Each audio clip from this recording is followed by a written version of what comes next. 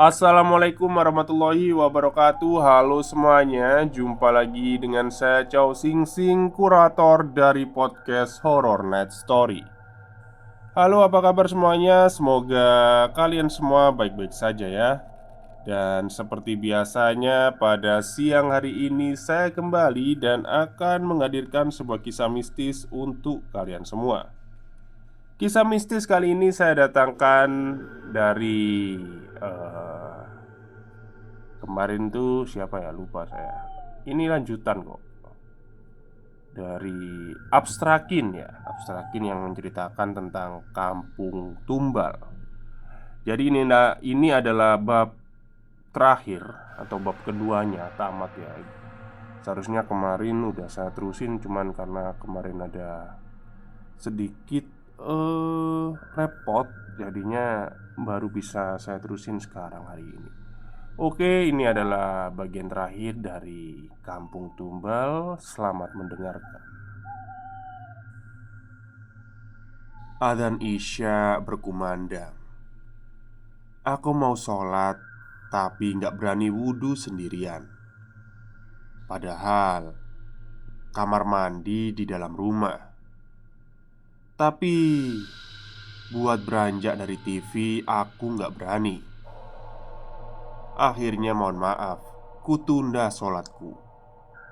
Apalah daya iman dan ketakutan lebih besar ketakutanku.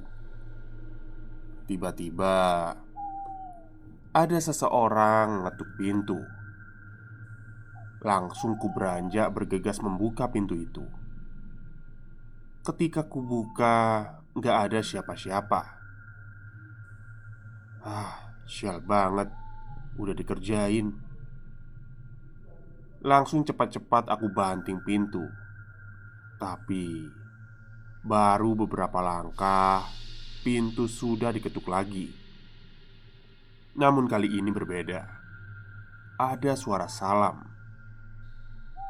Suara seorang pria yang tak asing suaranya. Suara Pak Prapto. Untuk apa beliau kesini? Bukankah warganya ada yang sedang berduka? Ada apa dia kesini? Buru-buru ku buka pintu lagi. Yang membuatku terkejut adalah suara siapa itu tadi? Ternyata gak ada orang. Ku banting pintu lebih keras. Aku langsung lari ke tempat TV lagi. Kulihat jam menunjukkan pukul 19.47. Tapi Maya dan Bu Asi belum juga pulang. Ku keraskan TV dan tiba-tiba pintu terbuka. Aslinya aku gak berani nengok, tapi tetap kupaksakan. Dan yang masuk adalah ternyata Bu Asi. Bu Asi menutup pintu dan langsung jalan ke arah kamar beliau. Tapi Bu Asi kok diem aja ya? Kenapa nggak nyapa aku dan mencari Maya? Ku diamkan saja, setidaknya aku bersyukur beliau sudah pulang. Selang beberapa menit, aku mendengar sesenggukan suara tangis Bu Asi. Ada apa dengan Bu Asi? Sungguh, ku dengar tangisan beliau seperti tangisan kesedihan yang mendalam. Apa mungkin Bu Asi menangis atas meninggalnya Pak Parmin? Aku pun ikut merasa berduka. Kasihan Bu Asi. Ingin aku samperin beliau. Namun aku urungkan niatku karena merasa tidak sopan aja. Aku pelankan TV dan mendengarkan tangisan Bu Asi. Sungguh aku merasa iba. Tiba-tiba HP ku bergetar. Ada pesan WA dari Maya. "Cuy, aku pulang jam 10 ya ntar." "Oke, Bu Asi udah pulang kok. Tapi beliau nangis." Sampai di situ Maya tidak menjawab pesanku. Tiba-tiba HP ku berdering panggilan WA dari Maya. "Duh, Bu Asi emang udah pulang, Din?" "Udah tuh, Mai. Tapi beliau kayaknya lagi sedih banget. Pulang-pulang langsung nangis. Emang kamu nggak dapat SMS dari Bu Asi ya, Din? SMS apaan emang? Belum aku cek. Bu Asi memang punya HP jadul guys. Jadi cuma bisa SMS-an. Coba deh kamu buka SMS-nya dulu. Ku matikan telepon dan ku buka SMS. Dek, ibu malam ini belum tahu pulang jam berapa. Kalian istirahat dulu aja ya. Gak usah nungguin ibu. Kulihat pesan itu 5 menit yang lalu. Terus, siapa yang masuk kamarnya Bu Asi dan menangis? Tiba-tiba, suara tangisan itu berubah menjadi suara tawa, melengking di telinga. Berasa tubuh kaku, jantung sudah tremor. Keringatku menetes. Tak terasa badanku bergetar. Kulihat bayangan seseorang akan keluar dari kamar Bu Asi. Hingga wujud itu menampakkan wajah seramnya. Nenek yang waktu itu kulihat, wajah hitam legam, gigi hitam bermata merah. Dia tersenyum padaku. Dan saat itu aku tak ingat apa-apa lagi. Kurasa badanku panas sekali dan ku coba membuka mata. Namun di sekitarku sudah ada Bu Asi, Maya, Pak Ilham, dan beberapa temanku yang lain. Aku terkejut. Apa yang sedang terjadi? Ku coba untuk mengangkat tubuhku yang begitu lemas. Jangan bangun dulu, Dek. Tiduran aja, ucap Bu Asi mencegahku untuk bangun. Ada apa ini, Mai? Kok badanku lemes semua ya? Ucapku sambil melihat Maya yang menangis. Maya hanya diam dan tetap menangis. Ku ingat-ingat apa yang terjadi. Ya, aku melihat wujud dari seseorang nenek yang menyeramkan itu. Karena Dek Adin sudah bangun, sekarang kita semua pulang ke tempat masing-masing ya. Biar Bu Asi dan Maya yang menemani Dek Andin, ujar Pak Ilham. Pak Ilham ini adalah ustadz di kampung ini.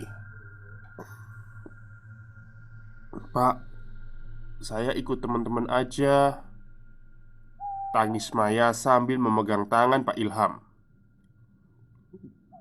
Sebagai teman yang baik, sebaiknya kamu menemani Dek Andin di sini. Toh sudah ada Bu Asi, ucap lembut Pak Ilham sambil tersenyum menenangkan Maya. Baru 2 hari di sini tapi udah menyiksa. Aku telepon papaku aja biar dijemput, kata Maya semakin menjadi-jadi. Ku tarik tangan Maya yang memegang HP. Mai, kamu jangan egois, bentakku. Maya malah menatapku geram. Mai, kamu itu harus mikirin kita semua, Bu Asi, sekolah kita. Dengan tindakan kamu seperti ini, yang ada malah jadi kasus dan merugiin untuk warga di sini dan sekolah kita. Sedikit kesal aku kala itu. Kulihat Bu Asi meneteskan air matanya. Emang cuma mereka yang dirugiin? Kalau aku mati jadi tumbal orang sini gimana? Kamu mau mati konyol karena jadi tumbal? Kata Maya semakin memanas. Dari awal aku di sini aku udah yakin kampung ini adalah kampung tumbal. Semua warganya saling menumbalkan keluarga atau saudaranya. Dan asal kamu tahu, anak Bu Asi itu bukan merantau, tapi meninggal karena jadi tumbal. teriak Maya semakin menjadi. Kulihat Bu Asi langsung menatap Maya dengan penuh kemarahan. "Kamu jangan sok tahu dan asal bicara ya." Api amarah membakar wajah Bu Asi. "Saya sudah tahu semuanya, Bu. Kedua anak ibu itu meninggal karena jadi tumbal bapaknya sendiri kan? Dan suami ibu meninggal karena tidak bisa memberikan tumbal." Aku tidak percaya dengan apa yang barusan aku dengar. Plak! Bu Asi menampar Maya. "Tolong kamu pergi dari rumah ini dan jangan pernah tinggal di sini lagi. Saya tidak sudi mengasuh kamu." Bu Asi yang semakin murka mendorong Maya untuk keluar dari rumah. Pak Ilham menarik Bu Asi dan menenangkannya. Anak-anak yang lain membantu Maya berkemas pergi dari rumah Bu Asi. "Saya jijik melihat tingkah Anda yang seolah-olah tak berdosa. Pasti sebenarnya yang punya pesugihan itu Bu Asi sendiri kan?" Olok Maya ke Bu Asi. "Terus aja fitnah aku. Jangan salahkan aku ya kalau ada apa-apa yang sama kamu," ancam Bu Asi pada Maya. Semua yang terjadi di hadapanku seperti mimpi. Kepalaku semakin pusing. Aku pun tertidur malam itu dan tanpa tahu apa yang terjadi lagi. Keesokan harinya, ketika ku buka mata, Bu Asi tertidur dalam keadaan duduk di sampingku. Bu Asi," ku goyang-goyangkan badannya. Dek Andin udah bangun," ucap Bu Asi. Kulihat Bu Asi sudah menjadi Bu Asi yang seperti biasanya, bukan Bu Asi yang menyeramkan seperti semalam. "Dek, maafin Bu Asi ya." Ibu kembali meneteskan air matanya. "Maaf kenapa, Bu?" Sambil kuusap bahunya untuk menenangkan. "Masalah kejadian semalam." Saya sudah nggak apa-apa kok, Bu," ucapku iba melihat Bu Asi. "Sebenarnya apa yang dikatakan Dek Maya itu benar kok, Dek," ucap Bu Asi sambil menatapku. "Dek, bener gimana nih maksudnya?" batinku. Maksudnya ibu gimana ya?" "Anak-anak saya sebenarnya bukan merantau, tapi mereka sudah meninggal, dijadiin tumbal sama suami saya." Jantungku semakin berdegup kencang. Sumpah, ngeri aku. Saking takutnya aku sadar, memundurkan diri ke tembok. Bu Asi berdiri dan menghapus air matanya dan tersenyum.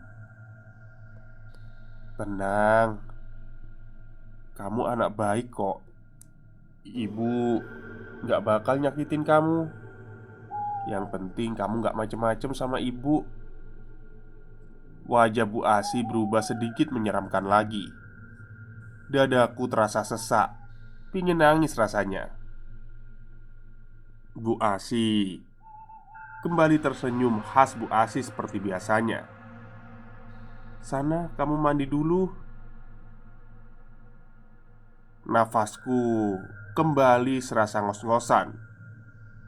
Apa yang sebenarnya terjadi sama Bu Asi?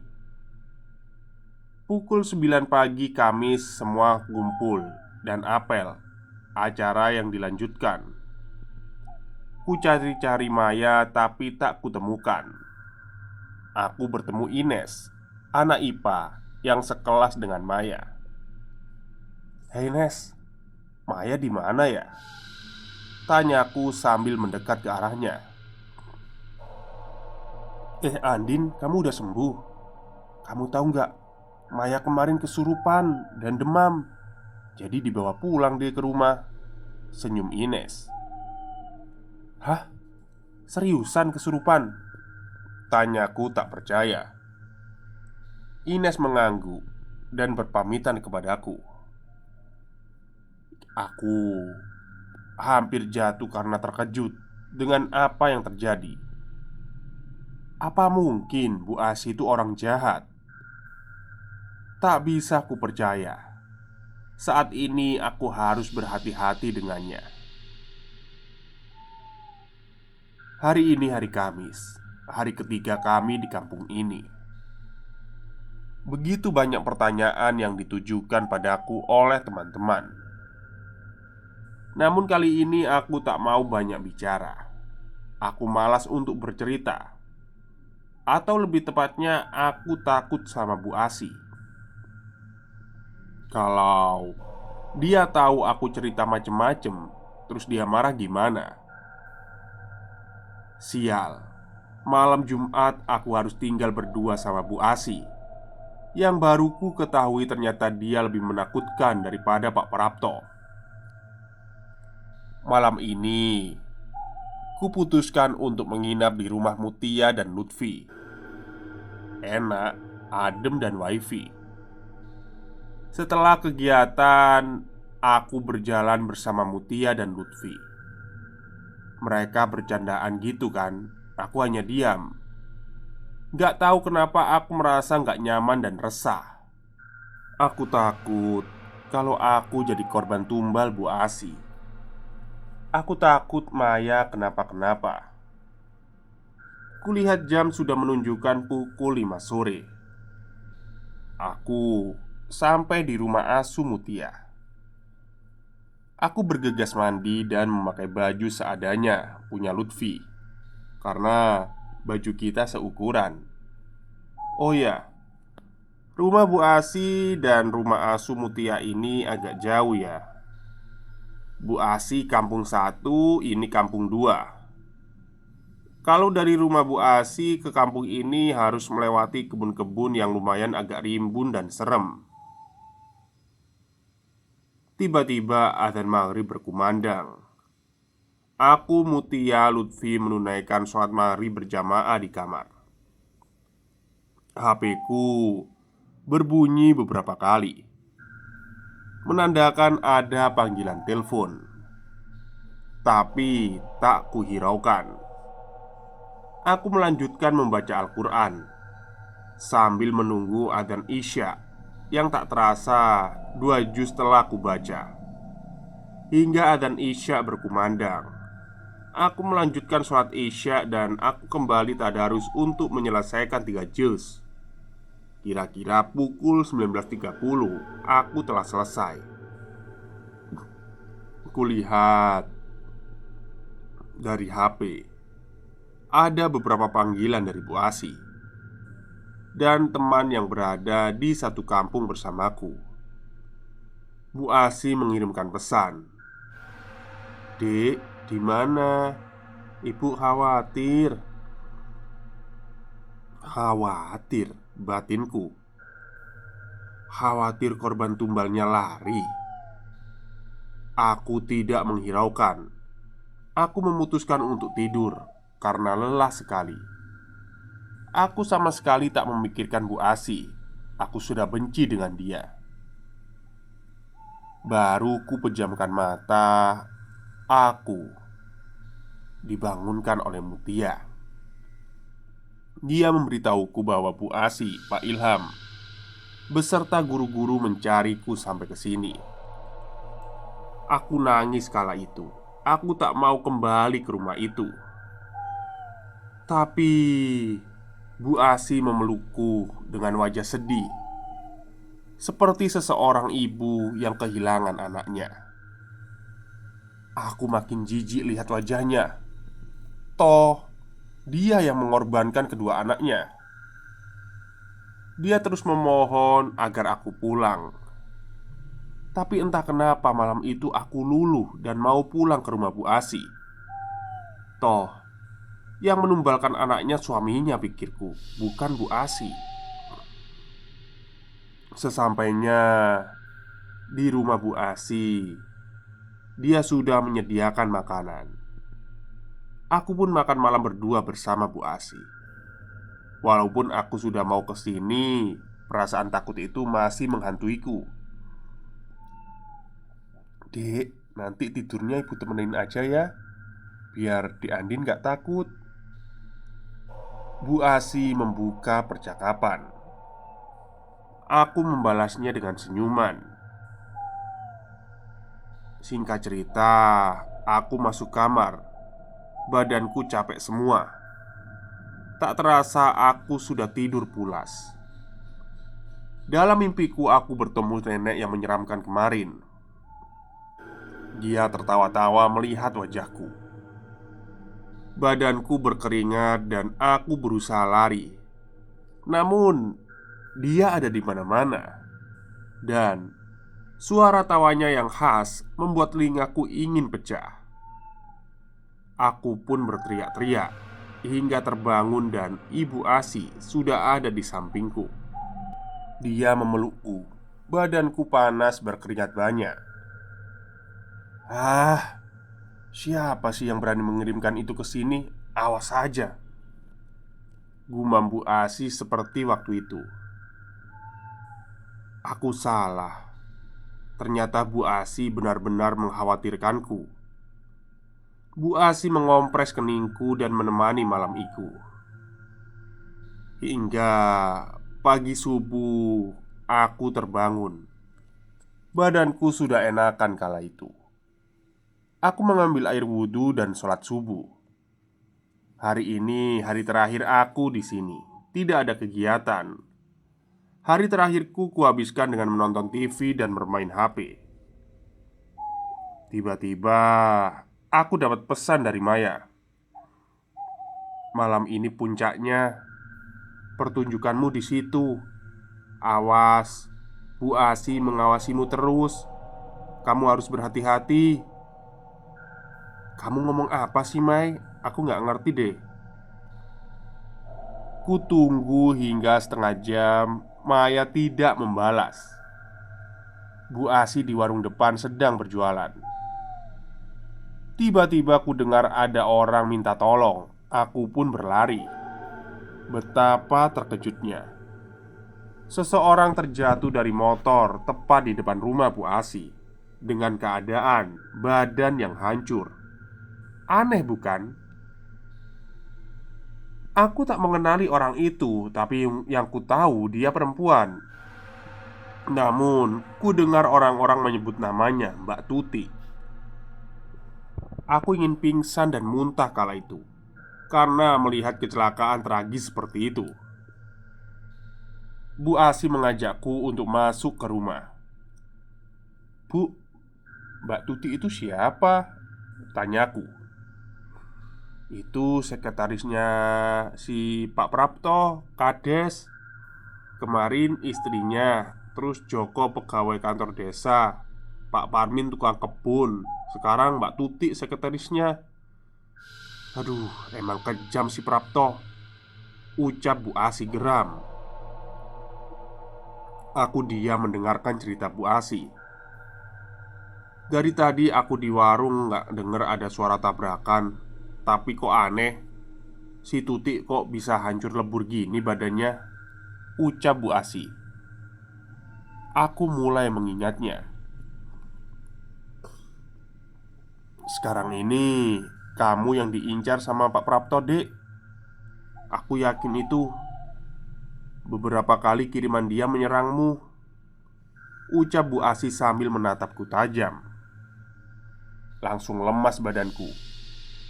Apa salahku mau dijadikan tumbal? Sumpah, aku geram banget sama Pak Prapto. Ingin kubunuh dia duluan. "Terus saya harus gimana, Bu?" Saya takut. "Tenang aja, nanti saya bantu kok," jawab Bu Asi penuh percaya diri. Aku jadi merasa bersalah dengan kebencianku terhadap Bu Asi. Sore itu Bu Asi menyiapkan sesajen dan ada darah ayam di situ. "Dek, ibu harus minta darahmu buat ngusir peliharaannya Pak Prapto," ucap Bu Asi. "Caranya gimana, Bu?" "Ya sobek aja dikit pakai pisau. Dikit kok." Yang penting darahmu keluar." Aku pun mengikuti perintah Bu Asi.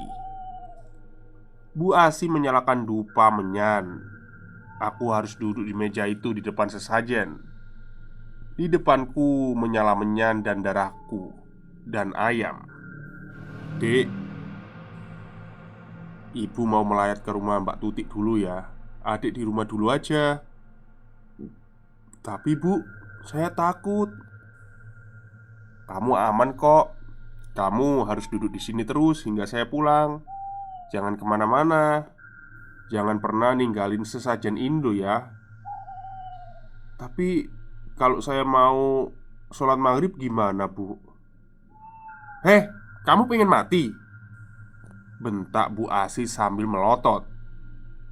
Aku cuma menggeleng dan menangis. "Yang nurut ya," ucap Bu Asi sambil mengelus kepalaku sambil tersenyum. Adzan maghrib berkumandang. Tiba-tiba terdengar suara pintu diketuk. Aku tak berani beranjak. Bu Asi juga berpesan, jangan membuka pintu jika ada yang bertamu. Oke, aku nggak boleh kemana-mana. Aku cuma boleh duduk di sini. Tiba-tiba angin kencang membuka pintu itu. Seseorang masuk ke dalam. Betapa terkejutnya aku. Tubuhku kaku tak bisa bergerak. Nenek tua itu mendekatiku. Aku berusaha berteriak, namun tidak bisa. Jantungku berdegup kencang, badanku memanas. "Gak usah takut ya cu." Nenek itu mendekat dan mengusap rambutku. Tubuhku bergetar hebat. Kulihat ke arahnya, sungguh menyeramkan wajahnya. Tiba-tiba dia mencekikku hingga aku sulit bernafas. Aku berusaha melepaskan cekikan itu sampai menyan dan sajen di meja berantakan. Cengkeraman nenek itu benar-benar kuat sampai aku benar-benar gak bisa bernafas. Aku tendang nenek itu dan terlepas. Dia terjatuh. Aku terbatuk-batuk hendak mau lari. Nenek itu berubah wujud menjadi sosok berbulu tinggi, bermata merah dan bertaring. Kukunya hitam dan sangat panjang. Digenggamnya kakiku kuat sekali hingga aku jatuh lagi. Aku berusaha berteriak tapi tidak ada yang mendengarku. Lalu makhluk itu mencekikku kembali hingga terdengar teriakan. "Cukup, berhenti!" teriak seseorang datang ke dalam rumah. Betapa terkejutnya aku. Orang itu adalah Pak Prapto. Apa benar ini ulah Pak Prapto? Aku menangis kencang. Makhluk tadi melempar Pak Prapto sampai ke tembok. Di situ datang pula Pak Ilham, ustadz kampung ini. Mereka berdua memanjatkan doa-doa, tapi makhluk ini malah semakin marah. Berusaha aku berdiri dan hendak lari, tapi dicakarnya kakiku dan dia mendorong tubuhku hingga jatuh terlentang. Di kakiku masih ada bekas luka sampai sekarang, kayak keloid gitu. Ya, itu bekas luka dari makhluk itu. Tubuhku lemas dan kulihat makhluk itu menyerang Pak Ilham dan Pak Prapto.